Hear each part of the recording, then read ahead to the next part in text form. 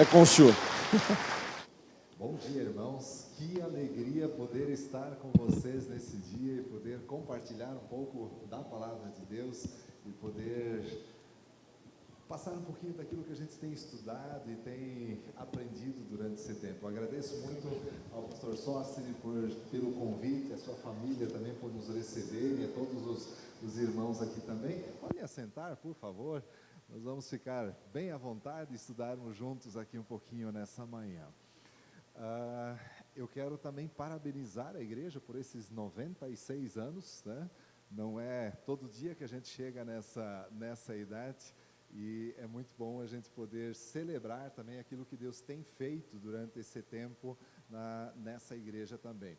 Eu, além dessas questões que o pastor falou, então eu sou pastor de uma igreja, pastor auxiliar numa igreja lá na cidade onde eu moro, Ijuí, Rio Grande do Sul. É lá na ponta, quase caindo fora do Brasil já, né? Quase lá no Uruguai, né?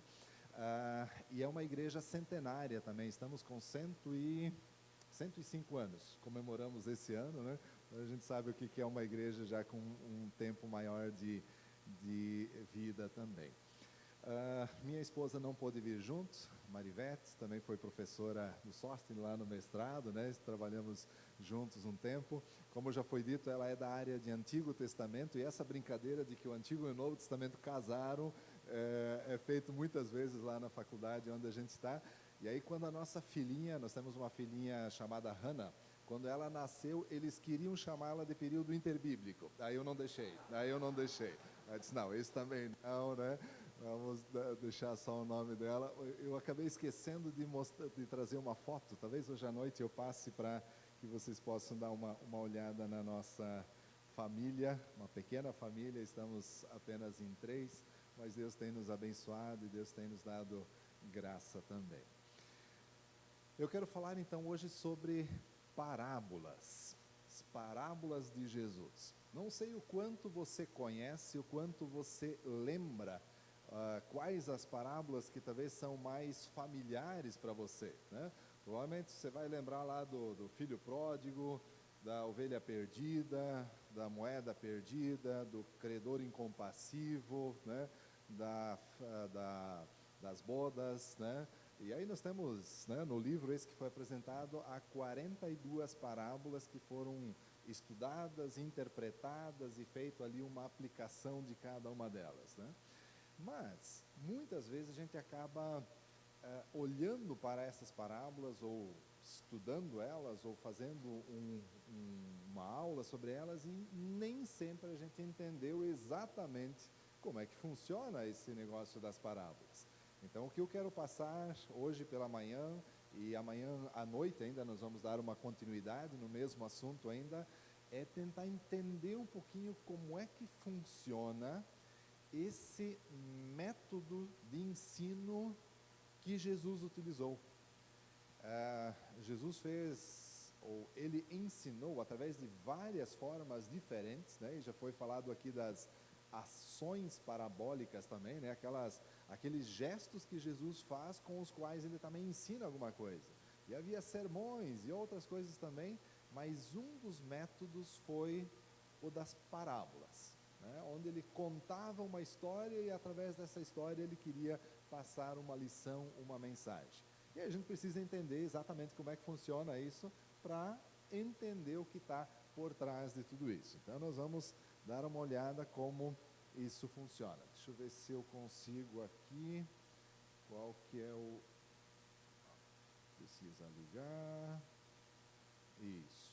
Geralmente quando a gente liga funciona melhor, né? Então vamos lá, vamos ver se vai funcionar agora. Ainda não. Aqui já liguei.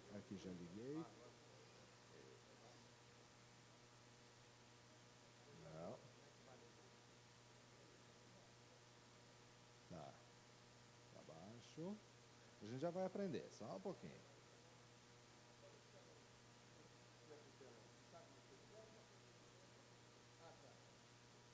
Isso. Gente, aproveitem e desliguem os celulares. Tá? Qual que é o...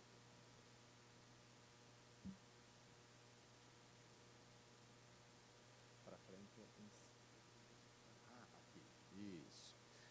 Se aperta o botão certo, a tendência é que funcione melhor, tá? Então vamos lá. Bom, a primeira para cima. Aqui, agora foi isto.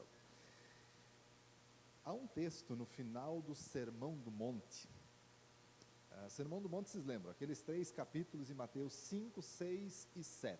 Lá no finalzinho, depois de contar aquela parábola da casa construída sobre a rocha e da casa construída sobre a areia. Vocês lembram disso, né?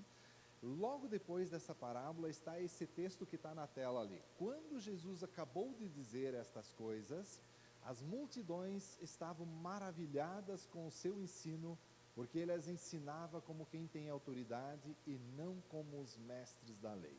Ou seja, todo mundo ficava assim, como é que ele consegue ensinar desse jeito? Como é que ele consegue tornar verdades tão profundas, ensinadas de um jeito tão simples? Ou seja, quando ele falava através de parábolas, e nós já vamos ver os detalhes disso, ele pegava coisas do dia a dia das pessoas, aquilo que elas já sabiam e já conheciam, e através disso, então, ela ensinava as lições que ele queria ensinar. Então, nós precisamos começar a entender como é que funciona isso, já que ele usou tanto isso. Uma pergunta que a gente precisa fazer para começar é o que é uma parábola? Para a gente entender como é que ela funciona, o que é uma parábola? E isso vem de uma palavra grega, que você pode esquecer, não precisa lembrar disso depois, que está ali, que é parabolê. Quando você for olhar, é exatamente só transliterado para o português depois, né, parábola. Mas parabolê é a palavra grega. E o que essa palavra grega significa? Ela vem de 2 outras palavrinhas. Uma é para, que é uma preposição que significa isso aqui, ao lado de. Lembra? Paralelo, vem dessa mesma raiz, né? Paralelo. E, junto com isso, um verbo, que é balo, que significa jogar. Então, quando eu junto essas 2 palavrinhas, para e bolê, eu vou ter a seguinte definição. Parábola significa jogar ao lado de. Como assim? Eu tenho uma coisa que eu quero explicar para alguém, e talvez esse conceito é um pouco difícil de explicar. Eu vou jogar ao lado disso uma coisa que é conhecida. Essa é a ideia. Alguém disse o seguinte: parábola é a explicação de algo desconhecido através de figuras conhecidas. Parábola é a explicação de algo desconhecido através de figuras conhecidas. Quer ver um exemplo? Lá no capítulo 13 de Mateus, tem uma série de parábolas. E quando chega lá no finalzinho, tem uma parábola da rede. Talvez você lembre dela. A maioria dos discípulos de Jesus eram pescadores. E Jesus estava ensinando sobre o reino de Deus, como é que funciona o reino de Deus, e ele queria explicar para eles como é que funcionava a consumação do reino de Deus, como é que seria lá no final dos tempos. Aí ele chega a uma altura e ele diz o seguinte: olha, o reino de Deus é como uma rede que é lançada e que apanha todos os peixes. E aí você tem que separar os bons para cá e os ruins para lá. Assim será na consumação do reino. Aí eu fico imaginando, né, o Pedrão, o João, o Tiago, aquela turma, todos pescadores. Agora a gente entendeu, porque agora está na nossa praia. Agora falou numa linguagem que a gente entende. O que Jesus fez? Ele pegou um assunto desconhecido deles,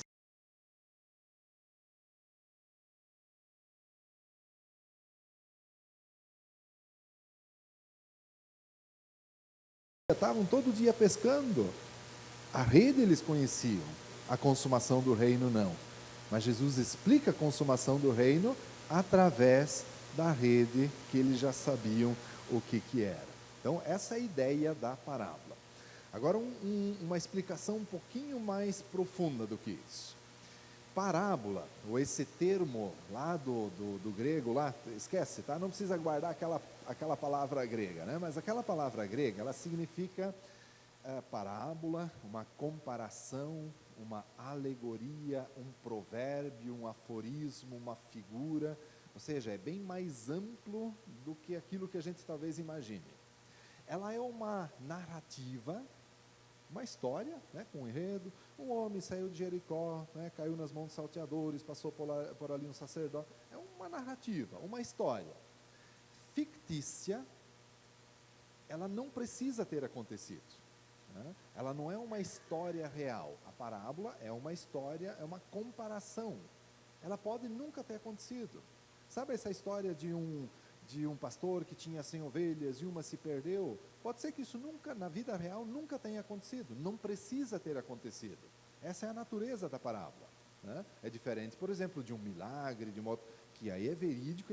A parábola é sempre uma comparação que é feita para explicar alguma coisa. E essa história, essa narrativa, que pode não ter acontecido, mas ela sempre concorda com as leis e costumes da vida. Ou seja, é aquelas coisas do dia a dia da vida da pessoa. Uma mulher que pegou 3 medidas de farinha e 1 medida de fermento, e, quer dizer, todo mundo sabia como isso acontecia.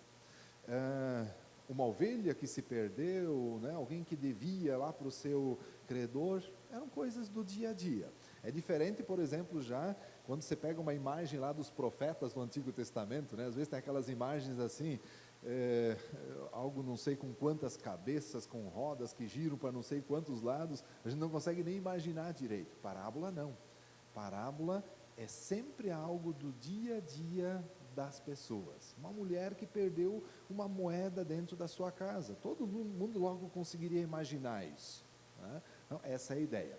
E nessa história, nessa narrativa, os deveres humanos ou as coisas de Deus, especialmente do reino de Deus, estão figuradas nessa pequena história, nessa narrativa. Todas as parábolas falam alguma coisa sobre o reino de Deus. Nós temos um grupo de parábolas que começam assim: o reino de Deus é semelhante, né? E aí segue.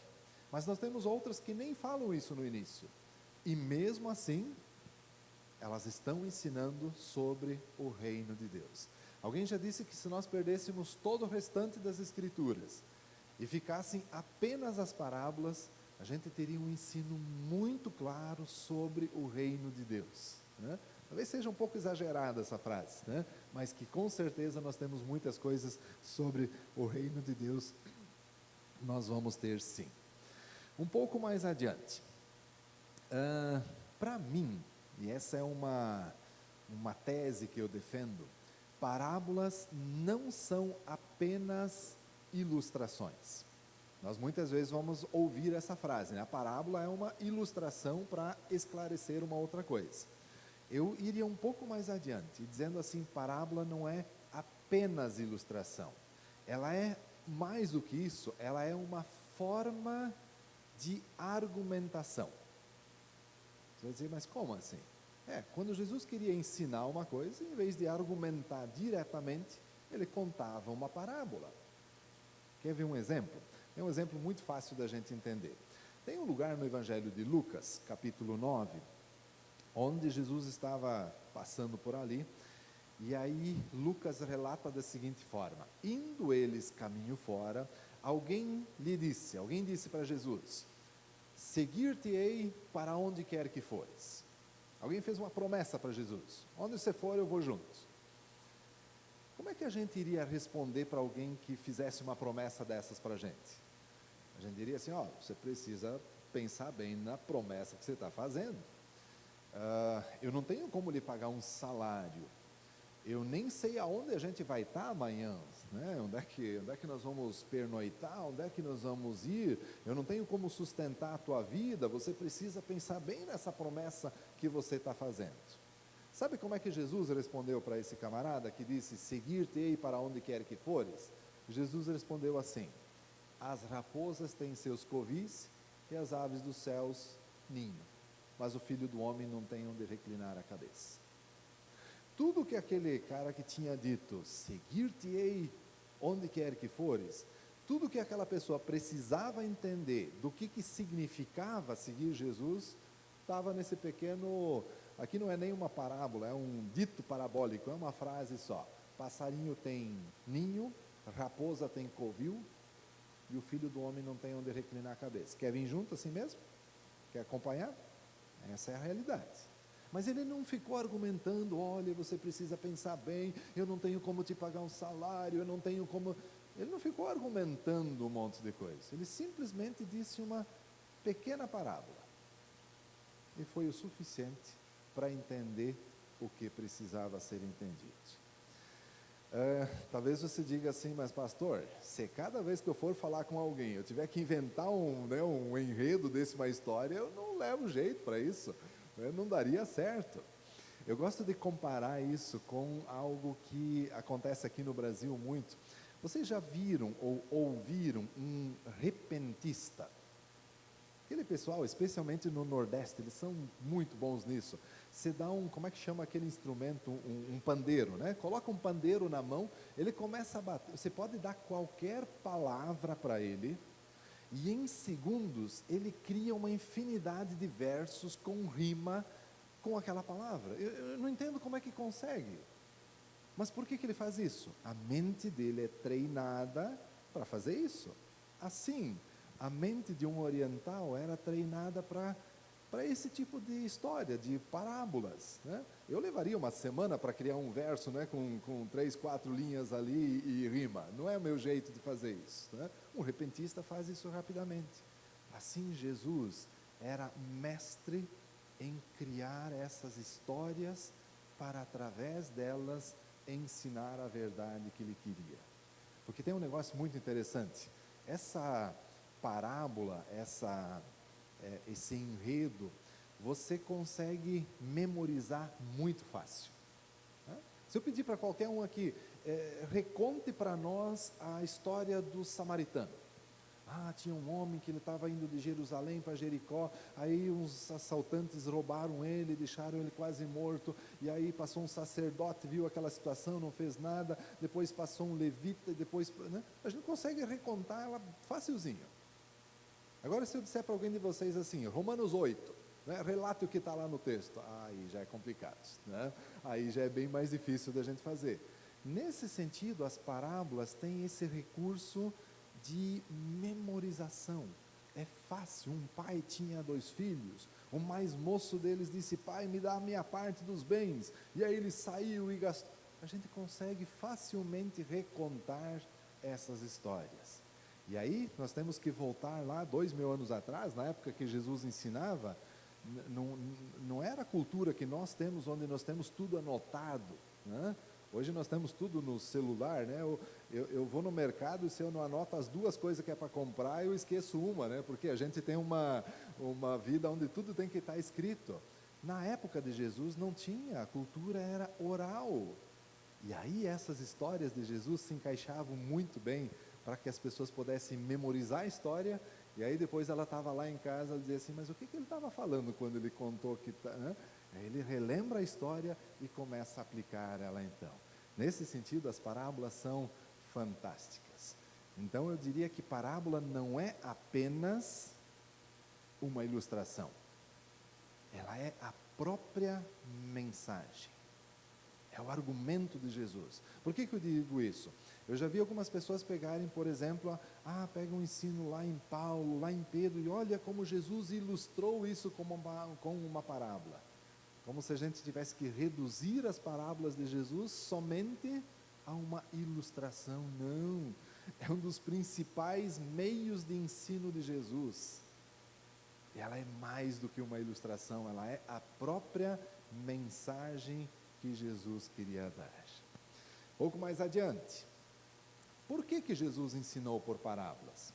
Ele não podia fazer isso de outro jeito, né? Não podia falar diretamente. Por que ele faz isso por parábolas? E aí eu quero colocar uma ilustração para isso, para ver se a gente entende qual o propósito com o qual que ele tinha quando ele começa a ensinar com parábolas. Um autor que eu li dizia assim: a parábola, ela é uma espécie de espelho. Uma espécie de espelho. Sabe para que funciona um espelho? Para que serve um espelho? Para a gente se olhar. A gente dá uma olhada neles e assim, opa, está assim, deixa eu dar uma ajeitada no cabelo, deixa eu ver como é que eu estou.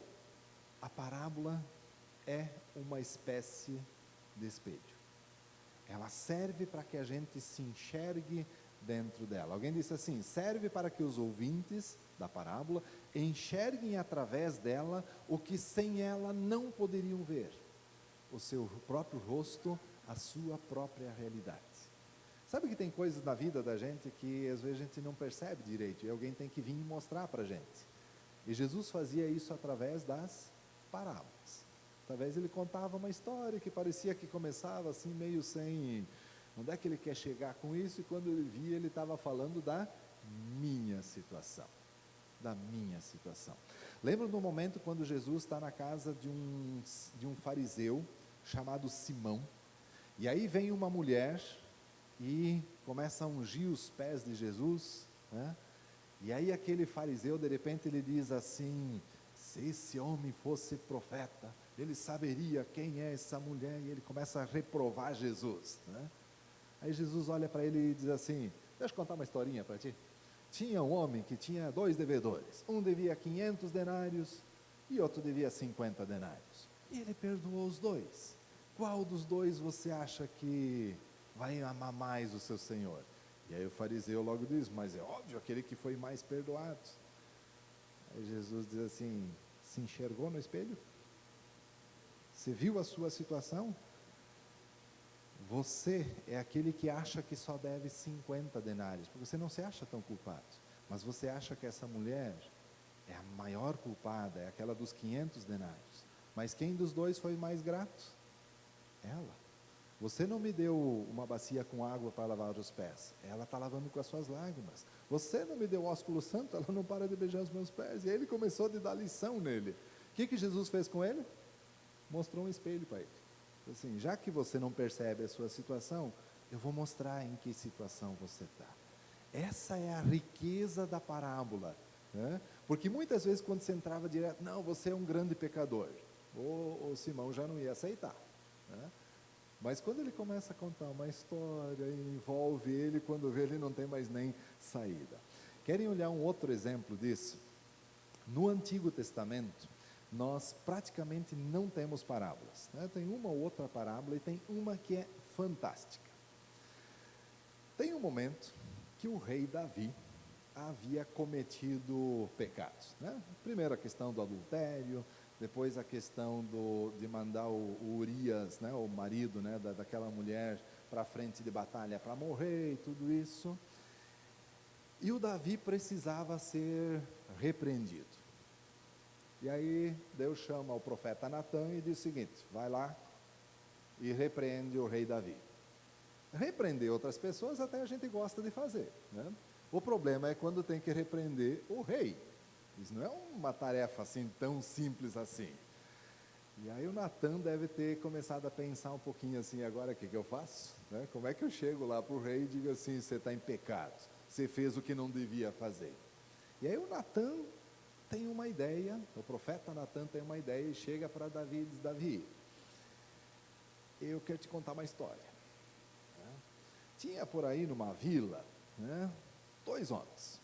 Um homem muito abastado, que tinha muitos rebanhos, muitas coisas, e um outro homem simples, pobre, que só tinha uma ovelhinha. E aí o Natã coloca até um detalhe: uma ovelhinha que ele cuidava como se fosse a sua própria filha, né? Você pode olhar depois lá em Samuel capítulo 12. E aí um dia o homem rico recebeu uma visita, e ao invés de pegar dos seus rebanhos, o que ele faz? Ele vai lá e pega a única ovelhinha daquele homem pobre. Quando o rei Davi escuta essa história, ele fica enfurecido, ele diz assim: esse homem tem que morrer. Aí o Natã diz assim: pois é, né? O que eu posso fazer? Tu és o homem. você que fez isso. E aí o Davi cai em si, percebe a sua situação que ele havia feito. Mas o que o profeta Natan faz, usando a ilustração do espelho? Em vez de chegar para o Davi e dizer assim, Davi, tu é um pecador. O que ele faz? Davi, dá uma olhada na tua situação. Você mesmo, perceba a sua situação. E aí o Davi, no final da história, né, parafraseando, né, o teólogo Roberto Carlos, esse cara sou eu. Né? Eu sou esse pecador que você está falando, né, de que cometeu alguma coisa. E olha um detalhe interessante que no português não está tão claro assim, mas o Natan, quando ele conta a história de um homem que tinha uma única ovelhinha, e aí o Natan dá uma dica para o Davi, e o Davi não percebe.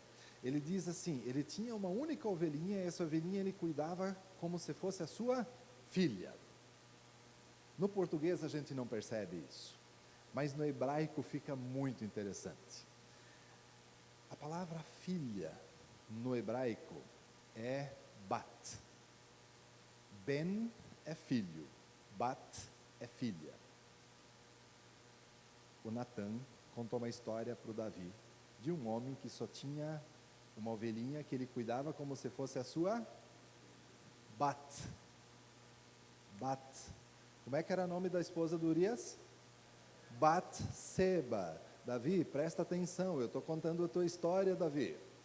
Abre o olho, Davi. E o Davi não estava percebendo.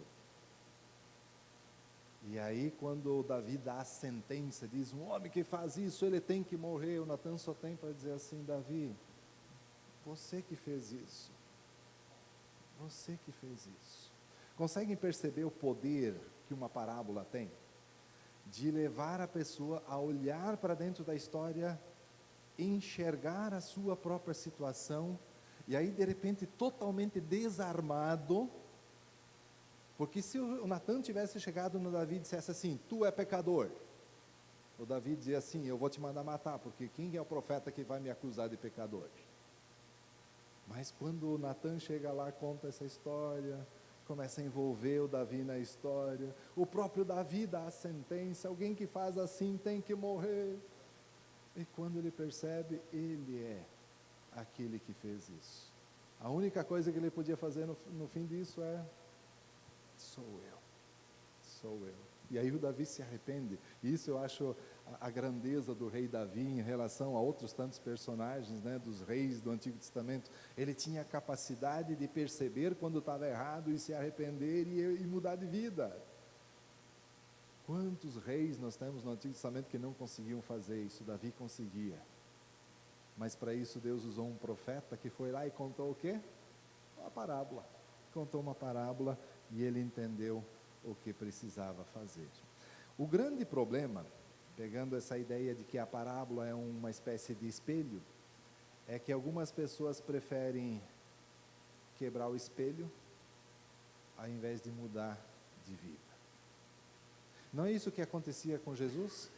Ele contava aquelas histórias, né, nas parábolas, contava aquelas histórias que era para a pessoa enxergar a sua situação e dizer assim, eu preciso mudar de vida, alguma coisa não está certo, eu preciso ajeitar.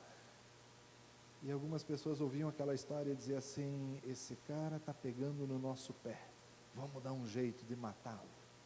É o que os escribas tentaram fazer durante o ministério todo de Jesus. Então, quando você vai ouvir uma dessas histórias de Jesus, uma dessas parábolas, sempre se pergunte, quem sou eu dentro dessa história? Qual desses personagens sou eu? Porque assim como Jesus estava contando as histórias das pessoas daquela época, Ele está contando a minha e a sua história também. A nossa história também. E a nossa função é nos perceber quem eu sou e o que eu preciso mudar na minha vida, a partir daquilo que eu entendi. Vamos adiante. Eu me empolgo sobre esse assunto e esqueço de ir adiante, né? Assim, são duas as reações das parábolas de Jesus. Uns rejeitam Jesus e querem matá-lo, outros percebem que pode mudar de vida e seguir Jesus. A mesma história. Não é isso que acontece durante os evangelhos todos? Né? Algumas pessoas, às vezes, totalmente simples, sem muito conhecimento, ele ouvia aquela história e dizia assim, eu preciso seguir esse homem. E às vezes os doutores da lei ouviam a mesma história e diziam, nós temos que matá-lo, porque ele está pegando no nosso pé. A mesma história tem essas duas reações. O texto base para a gente entender sobre as parábolas, sobre o propósito das parábolas, está em Marcos capítulo 4, dos versículos 10 a 12, quando diz assim, quando Jesus ficou só, os que estavam junto dele com os 12 o interrogaram a respeito das parábolas. E ele lhes respondeu, a vós outros vos é dado conhecer o mistério do reino de Deus, mas aos de fora, tudo se ensina por meio de parábolas, para que vendo vejam e não percebam, e ouvindo ouçam e não entendam, para que não venham a converter-se e haja perdão para eles. Olha que coisa interessante, a mesma história, a mesma parábola, para alguns era como mostrar todos os mistérios do reino de Deus, e a mesma história para outros era assim, nós não entendemos nada, nós não compreendemos nada do que está acontecendo. Parece que a mesma parábola, ela servia para clarear para uns e obscurecer para outros, revelar para uns e obscurecer para outros. E aí a pergunta sua pode ser, mas como é que entender isso? Parece que a resposta a esse dilema está no caráter dos ouvintes. Aquele que queria entender, que queria seguir Jesus, ele dizia, mas que simples isso, é tão fácil de entender. E ao mesmo tempo, aquele que estava ali do lado, o tempo todo só criticando e complicando o ministério de Jesus, ele não entendia nada através daquilo. A mesma parábola tinha essas funções aí. Um pouquinho mais adiante, as características das parábolas, né? O que quando a gente olha o conjunto de parábolas, né, todas as que nós temos, o que a gente consegue perceber em todas elas, né? Algumas características dentro delas, aí vamos dar uma olhada. A primeira delas é a ideia de coisas do cotidiano, do dia a dia, coisas que todo mundo sabia o que era, né? Se nós pegar aqui, né, bem na parte de cima aqui, deixa eu ver se eu consigo aqui, tinha uma lâmpada em algum lugar, bem na ponta de lá, é uma lâmpada, né? A gente nem sabe mais direito o que é uma lâmpada, porque a gente entra na sala, liga o interruptor e a gente tem energia, né? Né? Lá não, todo mundo tinha dessas lâmpadas daquela época. E aí quando Jesus diz que a lâmpada você não pode colocar embaixo da cama, mas tem que colocar lá no velador, todo mundo sabia o que era, porque todo mundo tinha uma lâmpada dessas em casa, né? Do lado lá, uma medida de fermento e 3 medidas de farinha, todo mundo sabia o que era. Não tinha esse negócio de, eu vou passar na padaria, pegar o pão para o café da noite, não tinha padaria. Então, onde é que como é que você tinha pão? Toda casa fazia. Então, quando Jesus diz que o reino de Deus é semelhante a 3 medidas de farinha e 1 medida de fermento, todo mundo sabia como é que funcionava. Todo mundo sabia como é que esse negócio ia acontecer. Um camelo, né, que passar no fundo da agulha, né? Não sei se talvez você já viu pessoalmente um camelo, talvez num zoológico, alguma coisa assim, mas não é comum nosso. Naquela época era. Ou uma ovelhinha que se perdeu, né? Todo mundo criava, era um contexto agrícola, né? Ou a outra imagem mais de cá, um odre, né? Lembra, vinho novo não dá para colocar em odre velho. Aquilo ali é um odre. Um odre é uma pele de animal, tá? Eles pegavam o animal inteiro, esfolavam um pouco a pele, né? Cortavam essas extremidades, puxavam o animal inteiro fora, deixava aquela pele inteira, amarrava de novo, né? Costurava ali, e aquilo virava a bombona de 20 litros deles, da época, né? Que eles utilizavam. Aí colocava água, vinho, óleo, leite, o que precisava. E esse odre, essa pele de animal, quando ela ficava muito velha, e colocava vinho dentro, que ia ainda fermentar e expandir, ele podia arrebentar. Mas coisas do dia a dia, que todo mundo sabia o que era. Uma outra característica ainda, as parábolas têm um pouco de suspense. Aquela coisa assim, e agora? O que vai acontecer? Né? Na parábola do filho pródigo, né, a primeira imagem que está ali, Lembra quando o filho sai, leva metade dos bens da família, gasta tudo, volta com tudo perdido? E a gente fica pensando assim, agora quero ver o que o pai vai fazer. No mínimo, vai colocar ele de castigo uns 3 meses no sótão da casa para ver se ele aprende. Né? Não é isso que a gente fica esperando?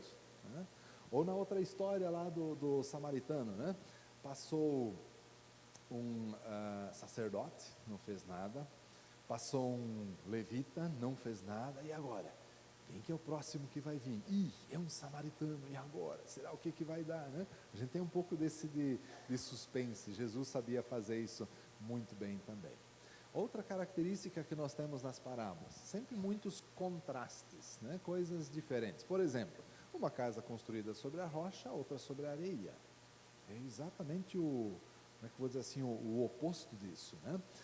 5 virgens nécias e 5 virgens prudentes. A ideia das virgens são as damas de companhia da noiva, né?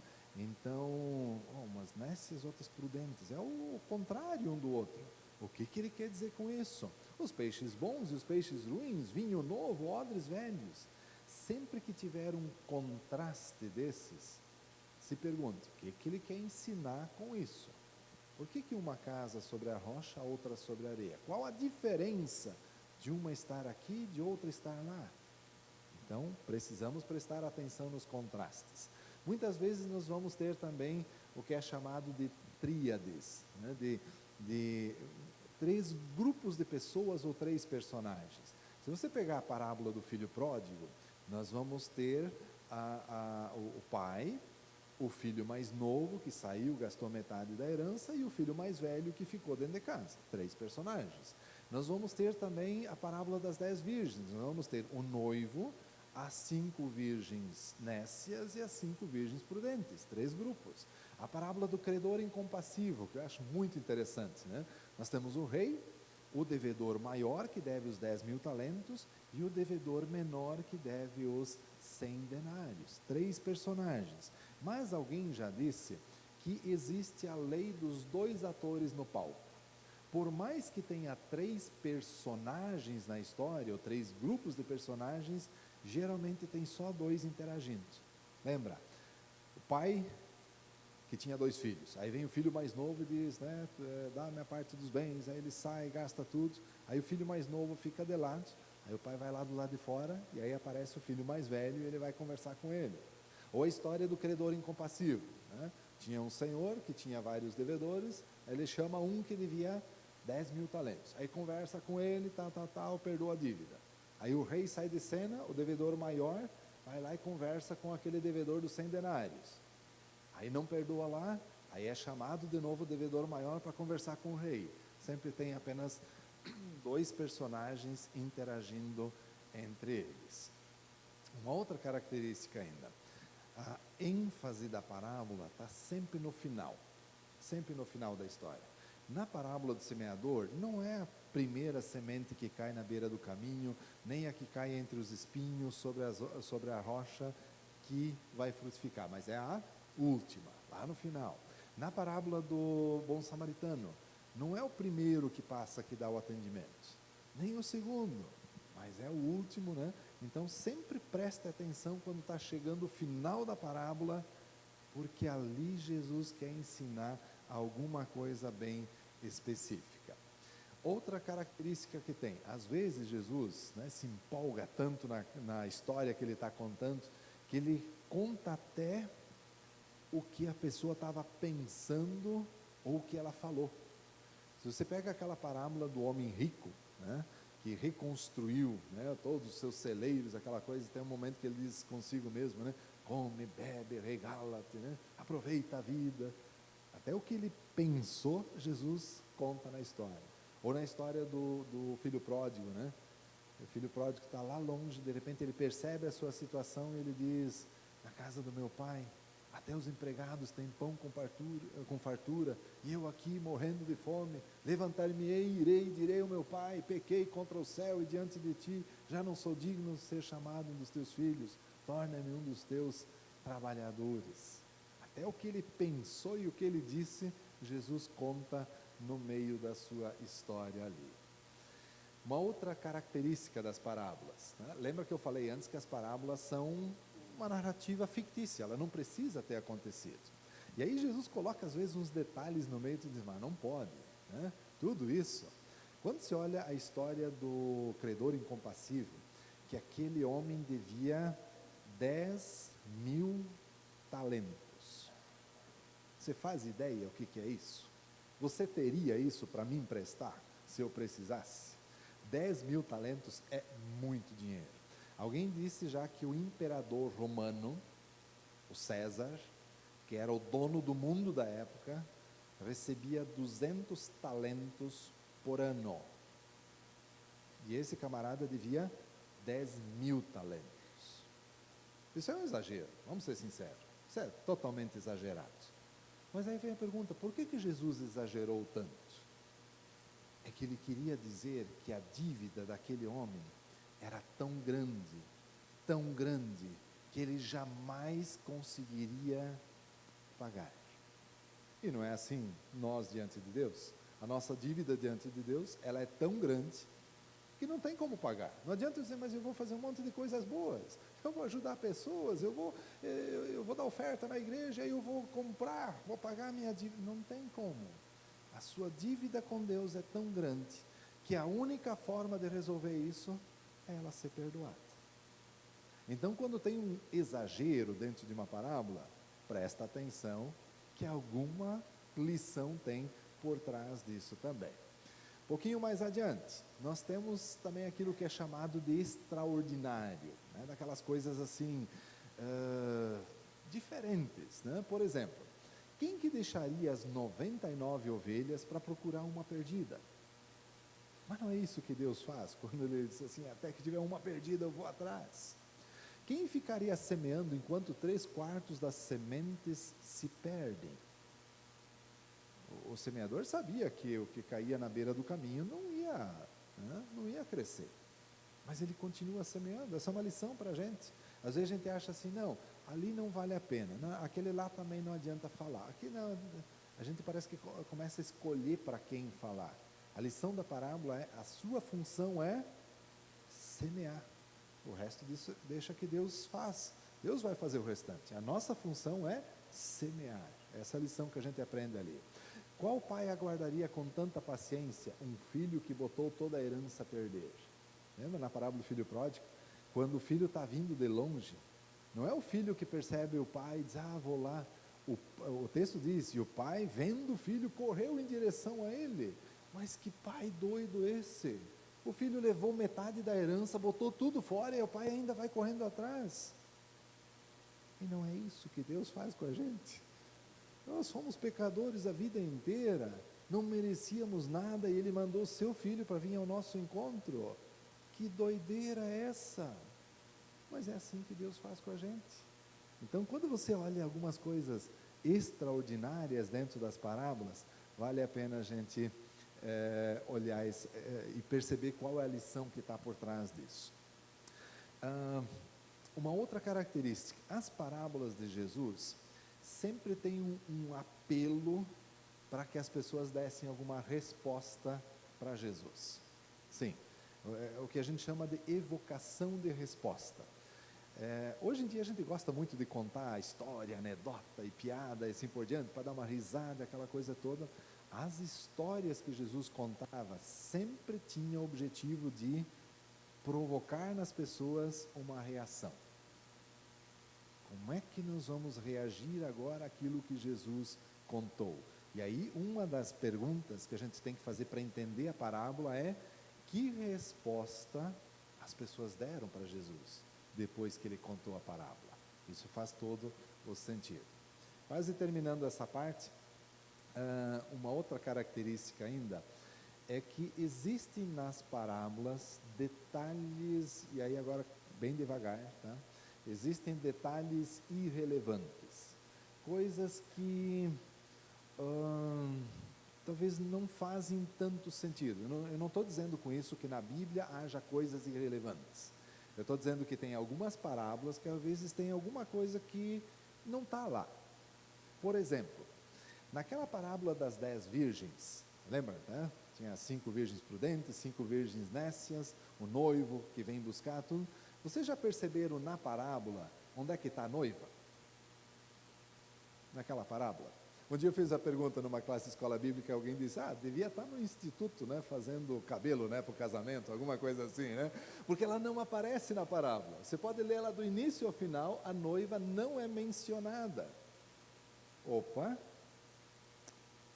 Tem alguma coisa, porque o contexto da parábola é claramente de um casamento, mas não menciona a noiva.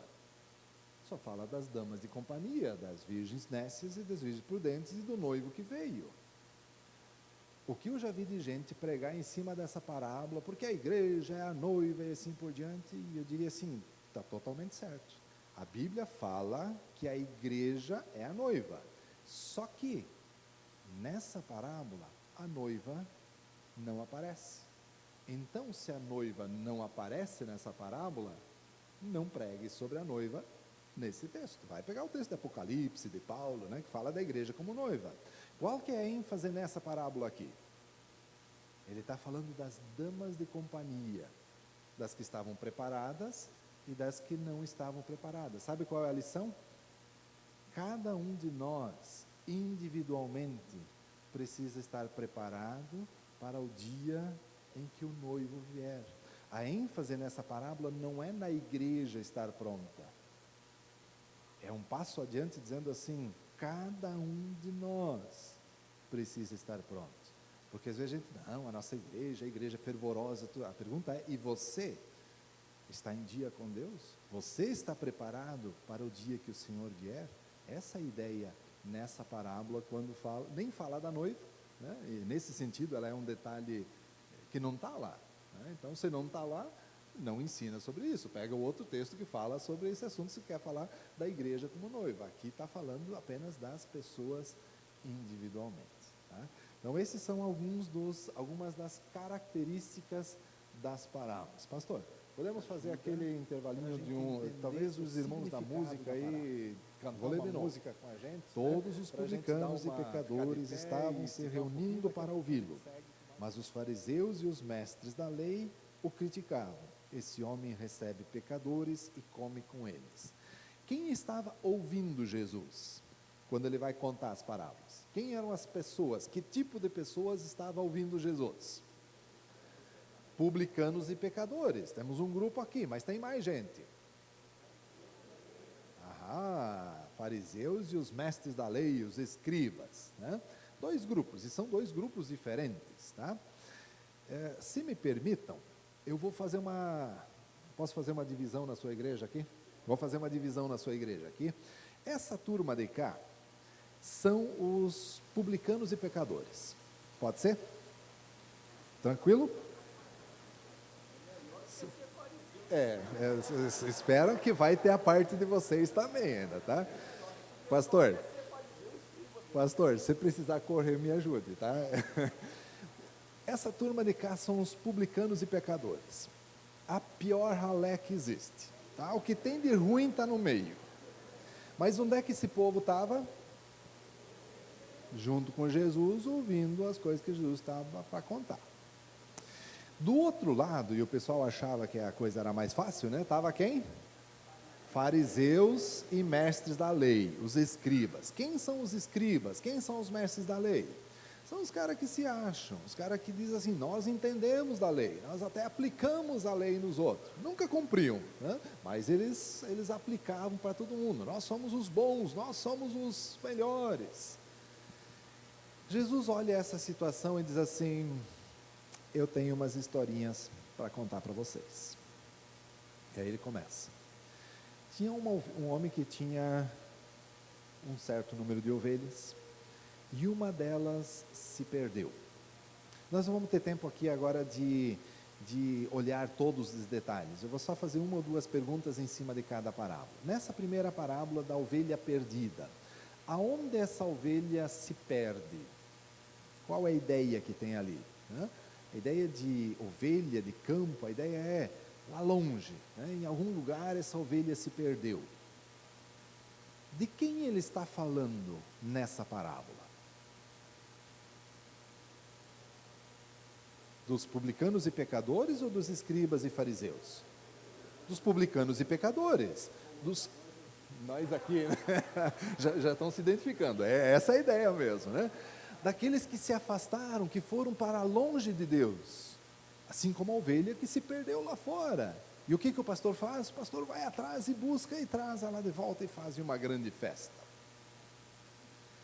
Aí Jesus diz assim: eu tenho uma outra história para contar para vocês. Tinha uma mulher que ela tinha 10 moedas, e ela perdeu uma moeda. Aonde essa moeda se perdeu? Aonde? Opa! De quem ele está falando nessa hora? Dos publicanos e pecadores que foram para longe de Deus? Não! Dos escribas e fariseus que estavam todo dia na sinagoga, todo dia no templo, mas estavam tão perdidos quanto os outros. E aí ele diz, e a mulher começou a procurar, e passou o dia inteiro procurando, até achar. E quando achou, fez uma festa, chamou as vizinhas e fez uma festa. E aí Jesus diz assim: eu tenho mais uma história para contar para vocês. Um pai tinha 2 filhos. Um filho disse: pai, dá-me a parte dos bens que me cabe, eu quero sair e quero ir para longe. Quero fazer festa com meus amigos, com tudo que eu tenho direito. Quem é esse filho mais novo? Publicanos e pecadores, os que se afastaram e foram para longe. Mas o que aconteceu com esse filho que foi para longe? Como é que a parábola desenvolve? Ele volta para casa, e o que o pai faz? Festa, e vamos comer. Crente, né? Eu acho que é dali que a gente aprende isso, né? Crente não pode estar junto, que tem que ter comida no meio, né? Só que a história, essa última história de Lucas capítulo 15, primeiro que ela já começa dizendo, um pai tinha 2 filhos. E eu me dá um negócio quando eu vejo o pessoal contando essa história e ele para no meio, quando o filho mais novo voltou para casa, fizeram festa, parece que viveram felizes para sempre, mas não chegaram ainda aonde? No centro dessa parábola. Por quê? Porque a história conta que o pai tinha 2 filhos. O que se afastou, foi para longe, mas está em casa agora de novo. Estava fazendo festa, mataram até um novilho cevado para fazer a festa com o rapaz que voltou. Mas aí Jesus continua a história dizendo que o filho mais velho, que é quem? Escribas e fariseus. Estão aonde? O tempo todo dentro da casa. Eles até dizem como aquele filho: pai, nunca transgredi uma ordem tua. Os escribas e fariseus viviam dizendo isso: nós cumprimos toda a lei. Mas estavam tão perdidos quanto os escribas, quanto os publicanos e pecadores, porque o pai não queria um empregado, o pai queria um filho e ter um relacionamento, e nesse sentido, ele era tão perdido quanto o outro. E aí Jesus conta a história de que aquele pai dessa parábola vai aonde? Ele vai lá do lado de fora, porque o filho nem queria entrar dentro da casa onde é que a festa estava acontecendo. Vai lá do lado de fora e faz o que com o filho? Começa a convidar ele, dizer: entra, vem para a festa. Tem graça para ti também, assim como tinha para o filho mais novo, tem graça para ti também. Mas olha a ironia da história. Eu acho muito interessante a forma como Jesus contava, e não é por nada que eles queriam matar Jesus, né? Porque o jeito que ele conta as histórias, né? Olha como é que começa, voltando aqui para o contexto nosso, né? Tinha os publicanos e pecadores que estavam reunidos com Jesus para ouvi-lo, e aí tinha os fariseus e os mestres da lei que o criticavam. O que os mestres da lei e os fariseus e os escribas criticavam de Jesus? Qual era a crítica deles? Ele recebe os pecadores, e olha o detalhe, come com eles. Não dá para esquecer disso. Recebe os pecadores e come com eles. Aí ele conta uma história de um homem que perdeu uma ovelha, foi atrás, resgatou ela, trouxe para dentro de casa, chamou os vizinhos e fez o quê? Festa. Vamos comer. Aí a mulher perdeu a moeda, encontrou ela, chamou todas as amigas dela e fizeram festa. Vamos comer. Aí termina, vai para a terceira parábola, onde ele coloca os dois grupos num pacote só, volta o filho mais novo, ele manda matar um novilho cevado. Eu não sei, no contexto de vocês, talvez não faz tanto sentido. Eu fui criado na roça até os 18 anos. Nesse tempo que a gente morava no interior, na roça, na agricultura, sempre tinha um boizinho na engorda. E era aquele boizinho na engorda para o momento mais especial que tinha. Casamento de um filho, formatura do outro, né? Quando dava alguma coisa dessa, o boizinho ia para a faca, né? A ideia era mais ou menos o seguinte: não tem momento mais especial do que isso, do que fazer uma festa. Então é hora de matar o novilho cevado. Quando o filho mais novo dessa história volta, o pai diz assim: não tem momento mais especial do que esse, porque aquele que estava perdido foi achado, vamos fazer festa, vamos comer. E aí aquele filho mais velho, que se achava bom o suficiente, nunca desobedecia uma ordem tua,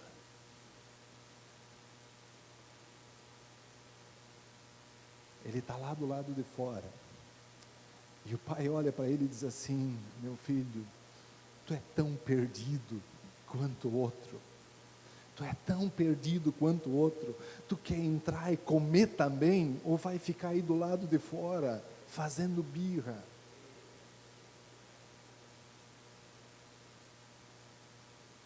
Deixa eu aproveitar um detalhe aqui. Esse filho mais velho, ele entrou ou não entrou no fim da história? Sim, não? Quem dá mais? Quem diz que sim? Quem diz que não? Não sei. Não sei. A parábola termina e não diz se ele entrou ou não entrou. Você já assistiu uma peça de teatro? Quando chega na última cena, fecha a cortina e você fica sem saber como é que terminou a história? Essa é uma delas. Sabem por quê? Lembro das características das parábolas que eu vi antes? Uma delas que eu falei, que é a evocação de resposta. A parábola sempre é contada para provocar nas pessoas, para elas darem uma resposta. Sabe o que está acontecendo nessa hora? Jesus termina a história, ele não disse se aquele filho mais velho entrou ou não entrou. Por quê? Ele estava provocando os escribas e fariseus, aqueles mestres da lei, que estavam criticando Jesus, que Jesus comia com os pecadores. Ele olha para eles e diz assim: vocês são tão pecadores quanto eles, vocês querem entrar e comer ou vão ficar aí do lado de fora reclamando? E aí ele termina a história sem dizer se eles entraram ou não entraram, porque agora os mestres da lei, os fariseus, eles é que iam ter que responder: vou ficar reclamando, né? Vou ficar do lado reclamando, ou eu vou me juntar com esse pessoal e fazer festa, porque eu sou tão carente da graça quanto o pecador, quanto o publicano. Essa é a importância da gente, quando vai ler uma parábola, ver o que vem antes, o que vem depois, o contexto, para que a gente entenda qual é a essência de cada parábola. Me dá um negócio quando o pessoal pega essa parábola, chegou no momento que o filho mais novo voltou para cá e disse: bom, está tranquilo, né? Fizeram festa, tudo. Não, nem chegou no centro da parábola ainda, porque a provocação é justamente para aquele que se achava bom, se achava correto, mas era tão pecador quanto o outro, precisava da graça de Deus também. Que Deus nos ajude a conseguir entender direito esses textos e essas parábolas. Eu vou parar agora por aqui, amanhã a gente vai continuar, tem mais várias regras de interpretação, e aí a gente segue com essa parte. Não sei como vamos fazer as perguntas aí. Obrigado. Sim.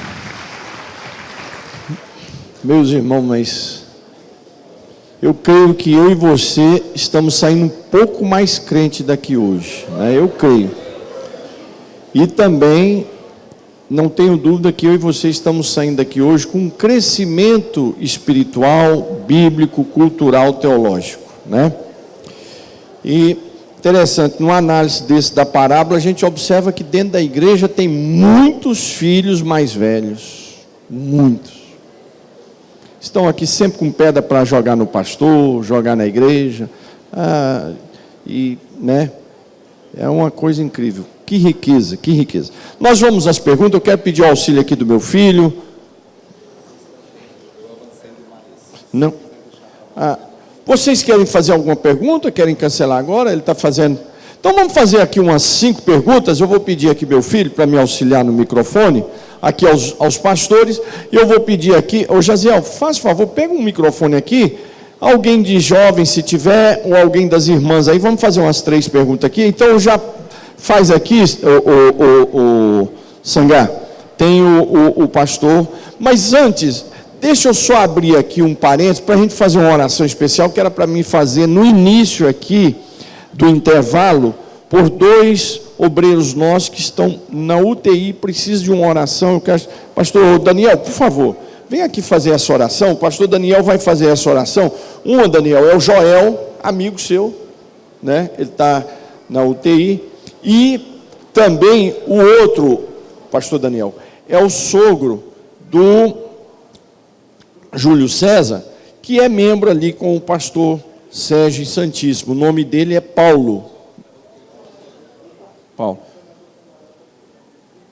Tá. É Paulo o nome? Paulo. E que é sogro do Júlio. E o Joel já saiu da CTI, mas ainda está no quarto. Ele teve uma infecção generalizada. Vamos apresentar essas 2 vidas que precisa de um milagre. Curva a sua cabeça, por favor. Pastor Joel, o pastor Daniel vai orar. Curva a sua cabeça, vamos clamar. Senhor, meu Deus e meu Pai, Jesus querido, neste momento a tua igreja, Sim, Senhor, vem clamar a ti, Senhor, por esses 2 servos, Senhor, o pastor Joel e o pastor Paulo, Senhor. Tem misericórdia deles, Senhor. Pai, não temos a quem recorrer, Senhor. A nossa vitória vem de ti, Senhor. Nesse momento entregamos a ti a vida desses homens, Senhor. Tem misericórdia de nós, Senhor. Somos pecadores, somos redimidos pelo teu sangue e necessitamos das tuas promessas, Senhor, na nossa vida. Pai, levanta esses homens, dá vitória à tua igreja, cobre com teu sangue, ajuda o teu povo. Nós te pedimos nessa manhã e te agradecemos, Senhor, certos de que tu nos ouves, Senhor, tu tem nos atendido em nome de Jesus. Amém, Senhor. Amém. Muito obrigado, pastor Daniel.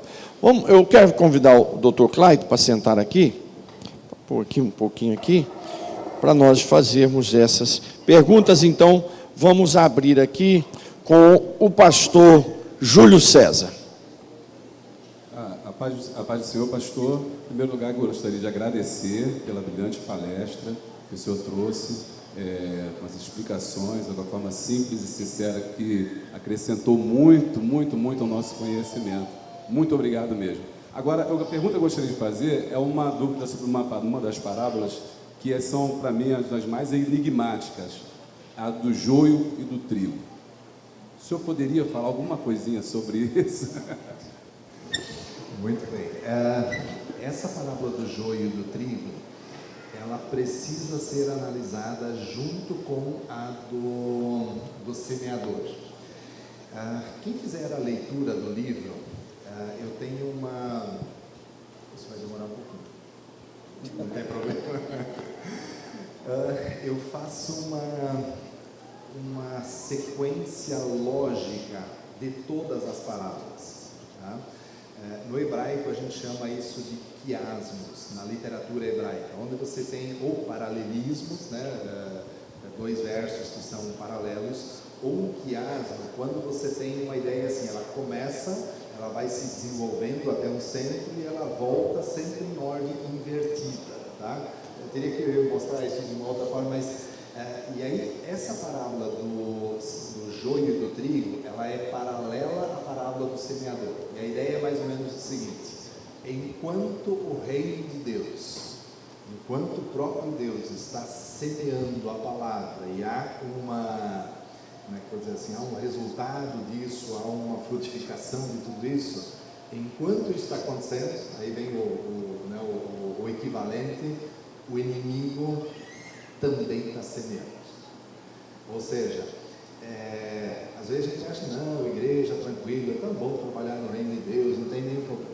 Tenha sempre consciência que enquanto Deus está trabalhando, enquanto o reino de Deus está sendo expandido, o inimigo também está fazendo o seu trabalho. E aí, quando a gente olha, não vai dar tempo de olhar tudo agora da parábola, né? Mas aquela questão que daí alguns vão dizer, né, alguns servos vão dizer, Senhor, vamos arrancar o joio, aquela coisa toda, e é dito assim, não, calma, deixa para lá na hora da colheita, e alguns fazem uma interpretação equivocada disso, achando de que se trata da igreja, e dizendo assim, não pode aplicar disciplina na igreja, porque olha, lá na parábola diz que não é para fazer nada, é para deixar lá para a hora da consumação no final. Aí entra a pergunta, quem de nós, pastor, já pregou isso aí? Isso aí.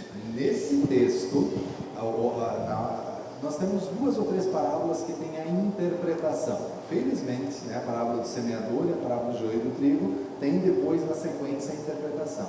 E na interpretação diz assim, o campo é a igreja, o campo é o mundo, ou seja, no mundo, trigo e joio vão conviver juntos até Jesus voltar.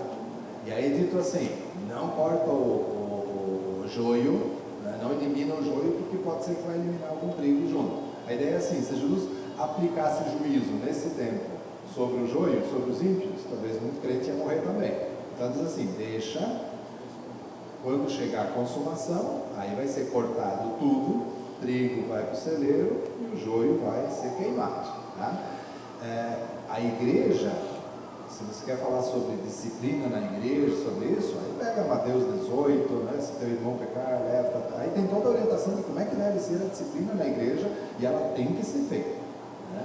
Esse texto da parábola do trigo e do joio, não podemos utilizá-lo para dizer assim, não, tem que deixar o irmãozinho, ele está em pecado, mas não tem problema, deixa lá, porque afinal de contas Jesus disse que não é para cortar o joio antes do tempo. Não é isso que está falando. Né? A disciplina precisa ser aplicada. O senhor já lançou 15 vídeos sobre a parábola. Essa do joio e do trigo já está? Aí já põe na lista. É porque você também está fazendo na sequência. Né? Tá...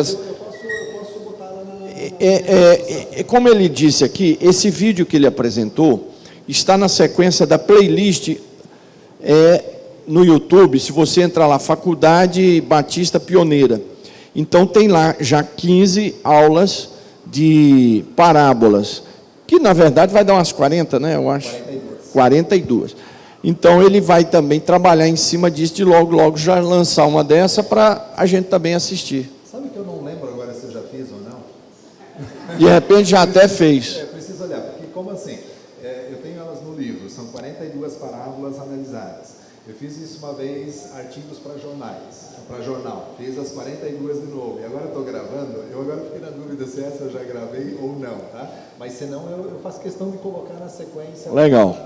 Né? Na playlist nossa da de Bangu, quando eu tive essa aula, o Júlio me ajudou aqui a organizar um encontro teológico. E dentro desse encontro teológico, eu ministrei tanto aqui como lá na Igreja de Madureira, convite do Bispo Abner, já com essa bibliografia sua. Eu usei a sua bibliografia, depois com aquela recomendação que o senhor deu, a do Jeremias, e também aquele do outro, Poesia do Camponês, né?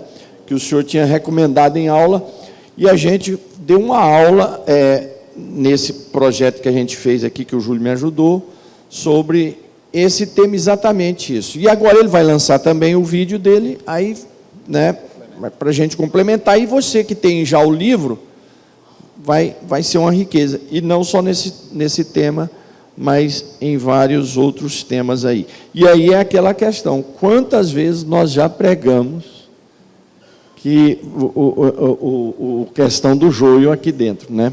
Deixa eu dar uma palavrinha, especialmente para os pastores sobre isso. Se você pregou alguma coisa e que não estava exatamente em alguma altura, você percebe assim, não era isso. A graça de Deus é tão grande que Ele usa até quando... Eu já tive parábolas que teve pessoas se convertendo e que eu digo hoje assim, o que eu falei sobre aquela parábola? Nem era isso, que Deus foi tão misericordioso que pessoas vieram a Cristo, mesmo que hoje olhem assim, mas aí fazendo a outra, né? Então não se martirize no sentido assim, fiz alguma coisa que não era. Procure fazer sempre, obviamente, da melhor forma possível e corrija aquilo que é possível, Mas eu também já tive isso, de ter pregado alguma coisa e depois perceber que não era bem assim. E Deus vai trabalhando na sua misericórdia, né? Vamos uma segunda pergunta agora, aqui de pastores também. O Marcos Ebenezer, dirigente da congregação de Pedra Branca. Bom dia, pastor Felipe.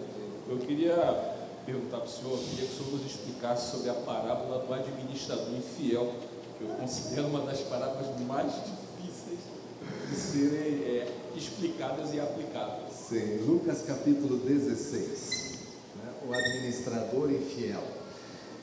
Não sei se todos vão lembrar aquela parábola onde o camarada foi flagrado em alguma irregularidade, né? Era o administrador de uma propriedade, e aí ele, além do que ele fez, ele ainda chama, né, os arrendatários, né, que ele administrava, e não lembro agora os números certos, mas a tua dívida está 100, então põe 80 aqui, a tua dívida tanto, vamos diminuir aqui.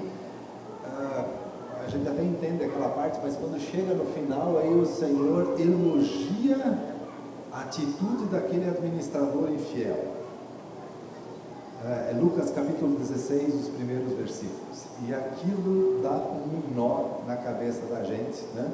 A primeira parte até daria, mas quando vem esse elogio, né, fica muito complicado. E aí a melhor explicação que eu vi até hoje dessa parábola, e é esse livro que o pastor Sostene mencionou, tem um livro que chama Parábolas de Lucas. O nome antigo era O Camponês e a Poesia, tá? Eu acho que não vendia muito, daí trocaram para Parábolas de Lucas, né? É de Kenneth Bailey, é o autor. Ele viveu durante 20 anos em Israel, entre beduínos, entre pessoas, né, de aldeias, que ele disse assim, é muito parecido o jeito de pensar agora, ainda lá de 2000 anos atrás. Então ele entrou na cultura deles para tentar entender algumas coisas. E ele explica essa parábola da seguinte forma: o que esse administrador infiel fez? Primeiro, quando Jesus no final da parábola elogia ele não está elogiando como é que eu vou dizer assim, a corrupção dele. Ele não está elogiando isso. Ele está elogiando uma atitude em específico. E aí ele faz todo o enredo, né?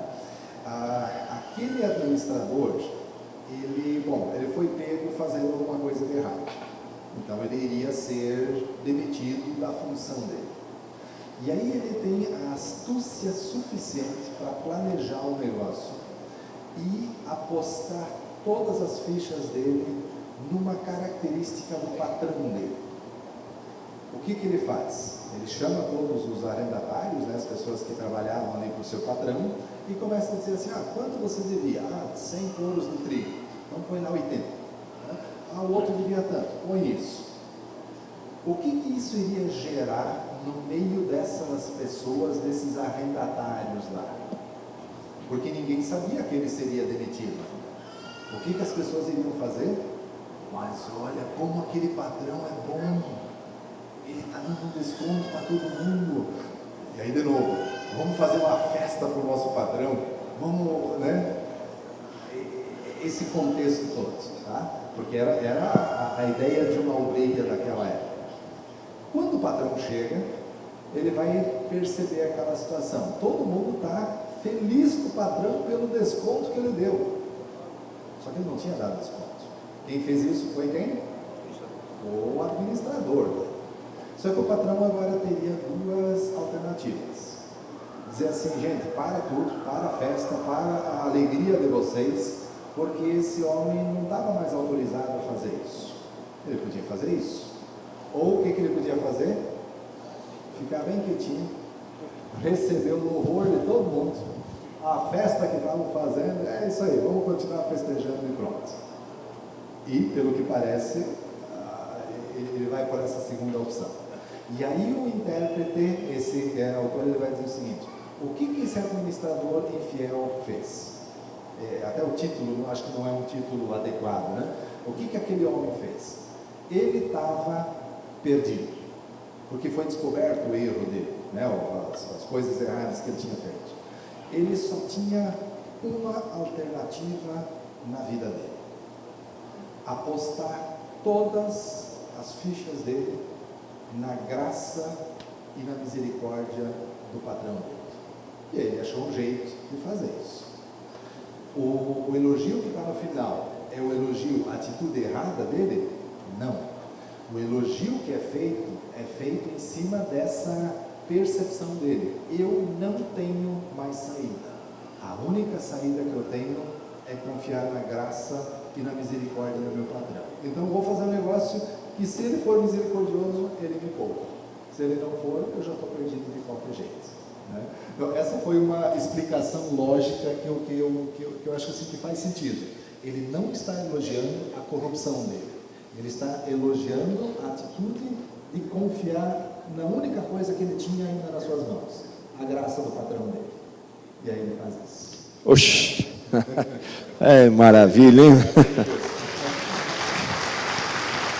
Jaziel, alguém dos jovens quer fazer uma pergunta? Coloque aí de pé.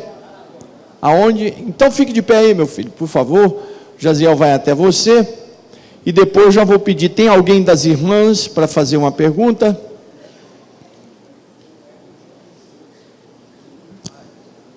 A paz do Senhor para toda a igreja. Amém. Meu pastor, é que o Senhor nos ensinou agora mesmo, até com a parábola do filho pródigo, eu me vi na posição do filho mais velho, perdido dentro de casa. E aprendi muito. E como todos aqui, nós somos ovelhas. Nós somos orientados pelos nossos pastores, nós temos a confiança da nossa orientação, a nossa vida espiritual aos nossos pastores. Como o Senhor nos aconselha e como é que o Senhor enfrenta até muitos ensinamentos que são controversos na palavra, até mesmo o Senhor deve passar, viver esses momentos, como nós ovelhas passamos. Primeiro colocar o seguinte, essa questão de que o pastor já observou antes aqui, né? Essa parábola do filho pródigo, ela deveria ser sempre de novo pregada dentro da igreja e com essa perspectiva de que tem pessoas que às vezes estão já 3 séculos dentro da igreja e nunca tiveram um encontro real com Cristo. E lá na igreja onde estou, eu já acho que estou agora há 10 anos naquela igreja, acho que pelo menos 2 vezes eu já fiz isso. A gente prega, olha, tem pessoas de fora que estão longe de Deus e que precisam ser resgatadas e tudo, mas quem sabe talvez tem gente que estava dentro da igreja, a nossa igreja é centenária também, né? 105 anos. Então, para ter pessoas que estão na igreja porque o pai estava, o avô estava, então eu também estou. Eu me batizei porque todos os adolescentes e jovens da minha idade estavam se batizando e só eu não me batizei, então eu acabei indo junto, mas na verdade eu nunca entendi a graça de Deus.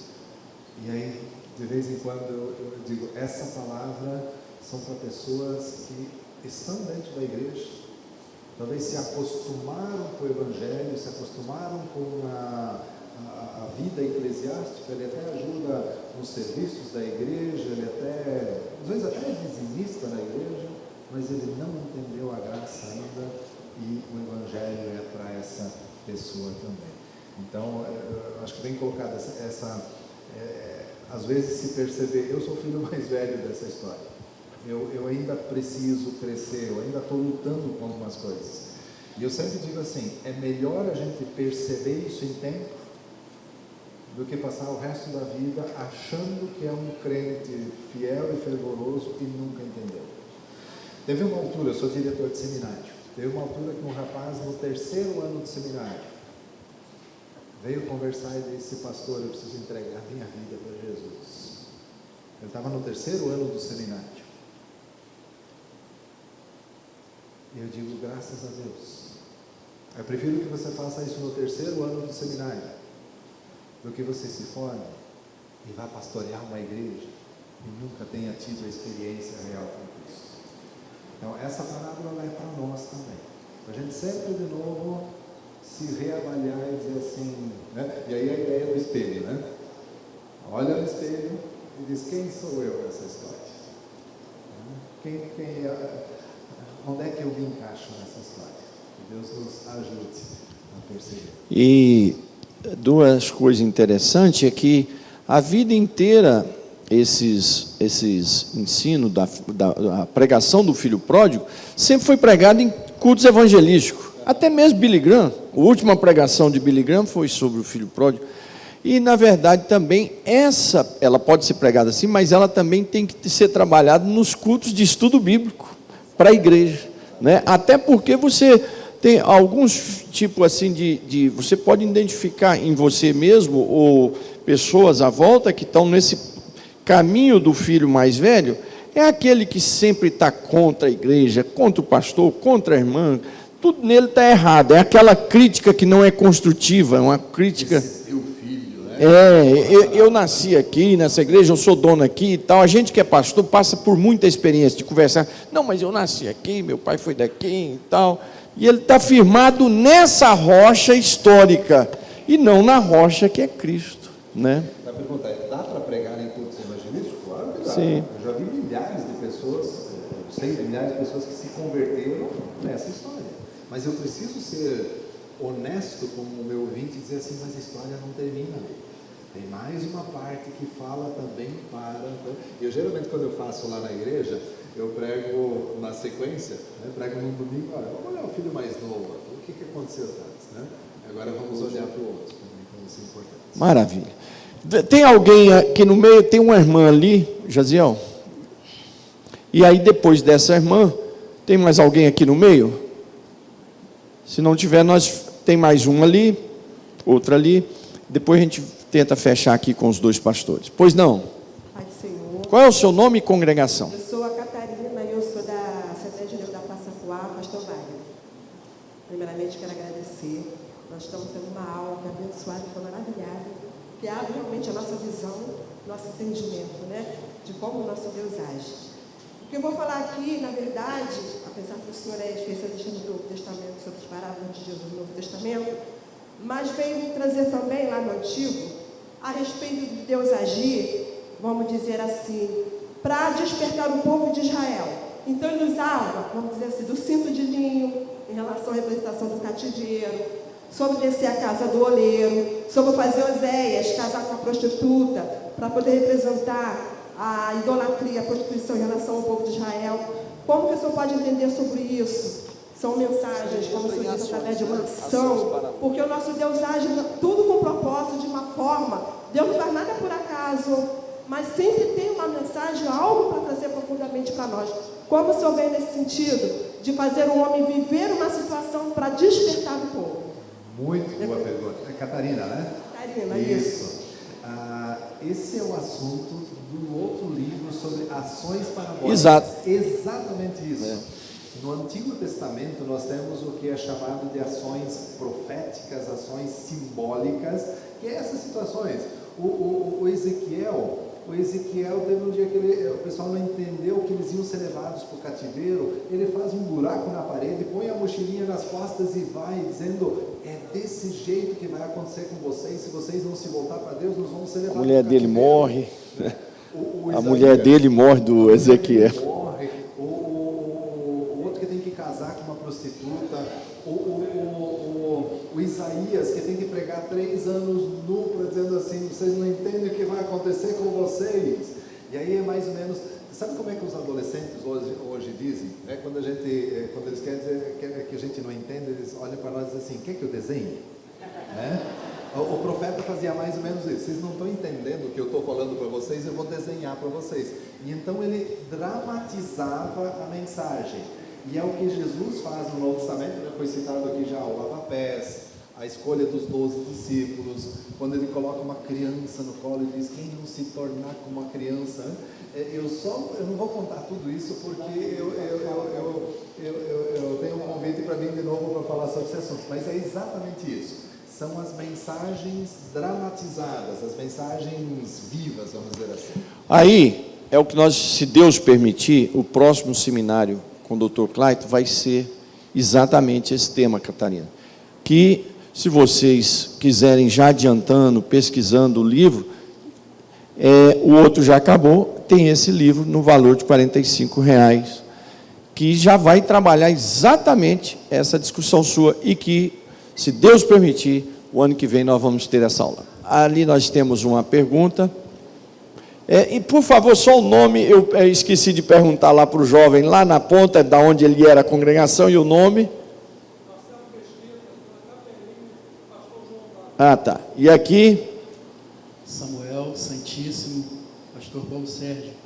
Então, a minha pergunta é dentro do próprio texto de Lucas 16. O senhor falou no início da ministração, a parábola não é apenas uma ilustração, mas também uma forma de argumentação. Dentro desse contexto, a gente vai ver Jesus ensinando ali aos fariseus a respeito de rico e Lázaro. E a questão é, parábola, fato, porque até hoje ainda se discute muito acerca disso. E o senhor teria algum ponto de vista quanto a isso? Muito bem, essa pergunta é fatal, né? Eu já dei essa palestra, acho que umas 50 vezes, não fugiu nenhuma vez que vinha essa pergunta. Rico e Lázaro é uma parábola ou não é? Qual é o argumento que normalmente é dado para dizer que não é uma parábola? O principal argumento é dito assim: olha, nessa parábola identifica uma pessoa com um nome próprio, chama lá o Lázaro. Nenhuma outra parábola tem nomes, então aqui não pode ser uma parábola, tem que ser uma história real, porque tem o nome de uma Tem uns que chegam a dizer que é o Lázaro, o irmão da Marta e Maria. De João capítulo 11, né? Não é o Lázaro de João 11, tá? Antes que alguém entenda isso. Eu faria uma pergunta em cima desse argumento. Não pode ser parábola porque tem um nome próprio. Digamos que eu pegue essa ideia, eu poderia desclassificar quase todas as parábolas. Por exemplo, quantas parábolas tem agulha? Só uma. Só do camelo. Não, então não pode ser parábola porque nenhuma outra tem agulha. Quantas parábolas tem fermento? Só uma. Então não pode ser, porque nenhuma outra parábola tem fermento, logo não pode ser. Está vendo como é esse argumento de que porque tem um nome próprio, então não poderia ser uma parábola, porque nenhuma outra parábola tem nome próprio?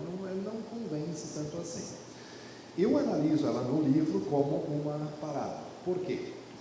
Se eu não analisar essa parábola como esse texto como uma parábola, a minha outra opção é texto literal, texto histórico.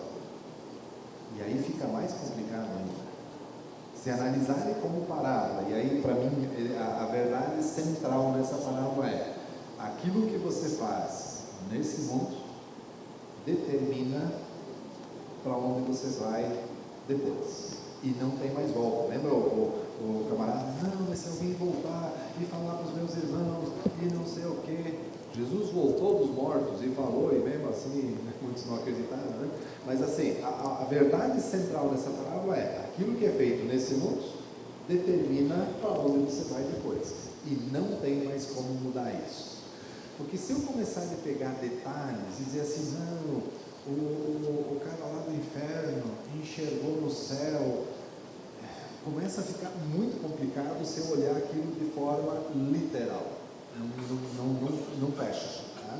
Então é preferível. E a outra coisa que no início, no português não está tão claro, mas no início do capítulo vai dizer assim: Jesus continua a falar por parábolas, ele fala no plural, e aí tem a do administrador infiel. E se eu não analisar essa como parábola, por que ele passou a falar em parábolas no plural e só tinha uma, e depois é bem lá para frente que vai ter as próximas? Então, na minha opinião e no livro, eu analiso ela como parábola. E o importante, se ela foi real ou não, que é parábola mesmo, também entendo assim como o senhor, é que é a mensagem que está sendo transmitida, o que o senhor colocou. O que eu faço hoje determina a minha eternidade, né? Então, fique atento. Né? Boa pergunta, porque eu também aprendi, né? Vamos à última pergunta ali. Tem um irmão lá para fazer a pergunta. Tem alguém lá atrás para fazer pergunta? Não. É aqui, o irmão aqui, então. E aí a gente passa aqui para os dois obreiros para a gente encerrar. O senhor pode ficar de pé? Paz do Senhor, pastor. Eu sou o menor da casa. Só o nome do senhor e a congregação. Rivaldo, Água Branca, pastor Sidney. Ah, tá. Pastor, esse final de semana, uns 2 finais de semana atrás, eu participei de um congresso de varão na região dos Lagos e o tema abordado era sobre a parábola as 3 parábolas seguintes de João, né? Capítulo de Lucas 15. Então eu assisti o senhor falar, quando eu vi sobre parábola, eu quero tirar uma dúvida lá. Então os 3 pregadores, sexta e domingo, falaram sobre porcentagem quantitativa, né? 100 ovelhas, 1%, uma foi perdida, 10 dracmas, 10%, e no filho pródigo 50% foi a perda, foi abordado o assunto. É lícito, pastor, falar sobre isso, que eu vi o senhor falar, comentou sobre porcentagem nessa questão no discurso dos pastores que pregaram lá. Eu não sei qual a ênfase que deram em cima disso, mas assim, que há esse afunilamento, né? Enquanto assim, era um no meio de um monte de ovelhas lá. Depois era uma moeda apenas entre 10. E depois, assim, que há esse afunilamento, né? Assim, que vai diminuindo. E aí, vamos dizer assim, qual a lição que eu trago? Eu não tiraria disso no sentido assim, então no mundo metade vai se perder, metade vai se salvar. Não chegaria nessa ideia. Mas aquela questão de que do geral, Deus vai afunilando até chegar individualmente na vida de cada um. Acho que é essa lição que eu tiraria dessa sequência, né? De assim, primeiro era um no meio de um monte, depois já era mais específico. E quando chegou, ele olhou para 2 pessoas ali, né? Assim, essa questão de que ele tem um plano, que ele tem graça para cada um individualmente. Não é aquela coisa assim a granel, né, para todo mundo, mas que ele olha individualmente. Nesse sentido, sim. Mas eu não tiraria como, vamos dizer assim, como um número profético, alguma coisa assim, metade vai se converter e metade não. Acho que não quer dizer isso nesse verso. Poxa, a pergunta dele foi interessante, porque sanou a dúvida de muita gente, porque, né, muita gente que dá muita ênfase nesse sentido. Foi muito boa a pergunta. E aí aproveitou, não só tirou a dúvida do senhor, mas o senhor tirou a dúvida aqui de dezenas, foi muito bom, né? Então vamos aqui, Sangar, os 2. Rivaldo Barros, presbítero, estou servindo ali na Água Branca. Sim, muito obrigado. Então aqui, Sangar, os 2 irmãos, e aí nós terminamos. Quem são os 2? Esse é o nosso capitão. Pai do Senhor. Isso é PQD. Pastor, o senhor comentou aqui sobre uma parábola do Velho Testamento. E no Velho Testamento tem outras parábolas. E esse ano é um ano eleitoral e nós vamos escolher os gestores para até 2026. Tem uma parábola no Velho Testamento, lá em Números, que as pessoas sempre usam. É a parábola do Jotão? Isso, do Jotão. Que agora se reúne, aí pergunta lá para a figueira se quer reinar sobre nós. Aí vem a oliveira, depois vem os espinhos e os espinhos aceitam. E eles pegam sempre essa parábola e eles aplicam para nossas más escolhas e depois passamos a sofrer, né, com os espinhos que nós elegemos. Essa aplicação é correta? Eu penso que sim. Ela é classificada. No Antigo Testamento, quando se fala de parábolas, não tem tantos exemplos assim. Até alguns vão colocar a fábula de Jotão, né? Em função de que as árvores começam a falar e coisas assim. Lembra antes quando eu falei de parábola? A parábola sempre são coisas do dia a dia, coisas comuns. Eu não vi a árvore falar ainda, né? Então, alguns classificam como uma fábula. Embora a palavra machal, que é a palavra hebraica para isso, ela é bem mais ampla e ela contempla isso, então está dentro.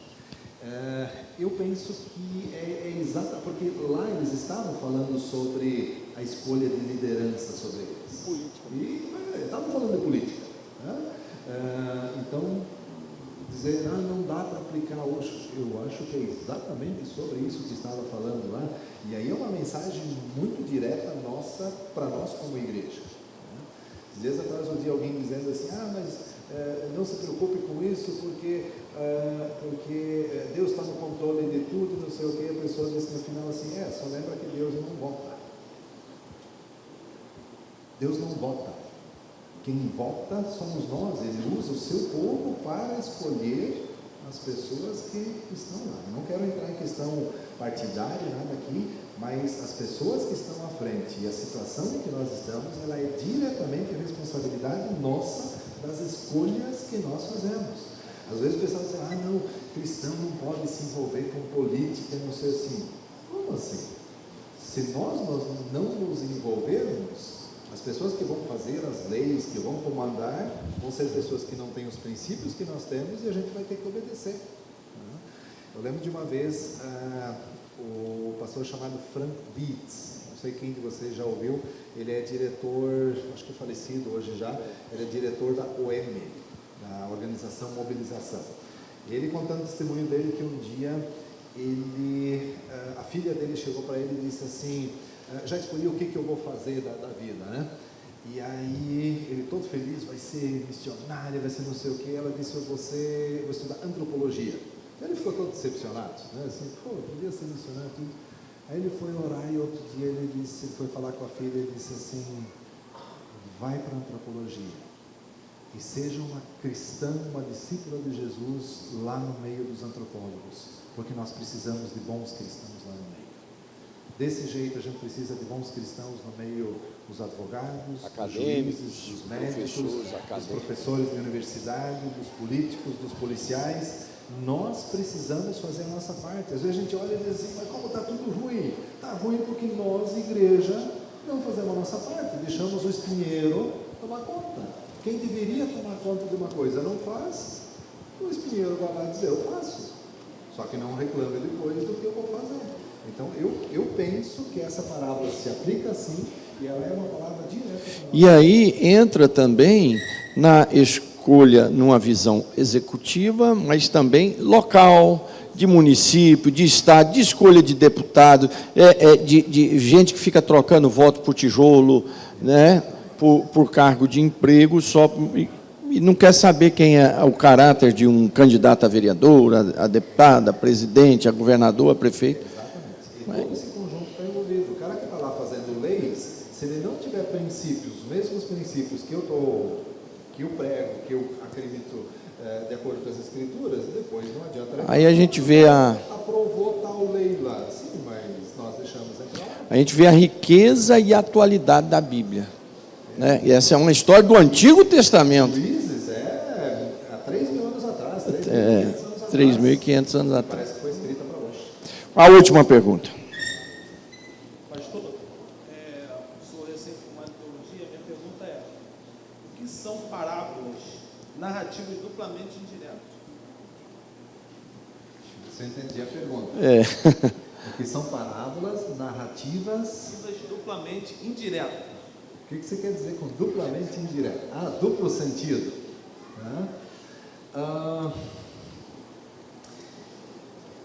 Nós vamos ver amanhã à noite, na continuidade das regras de interpretação, existe uma das regras que chama a verdade central. E a pergunta é, a parábola ela pode ter mais de um sentido, ou mais de uma verdade, ou eu tenho apenas uma coisa e não pode passar disso? Eu pessoalmente penso, e amanhã à noite eu vou mostrar isso com alguns exemplos, que é possível ter mais ensino do que apenas... Eu vejo pessoas que dizem assim, não, achou uma verdade, esquece o resto, não existe mais nada. Será?